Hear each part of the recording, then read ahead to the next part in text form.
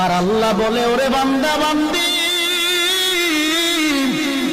হাজার অপরাধ করার পরেও যদি তুমি তোমার মা বাবার কাছে যায় মাথাটা নত করে,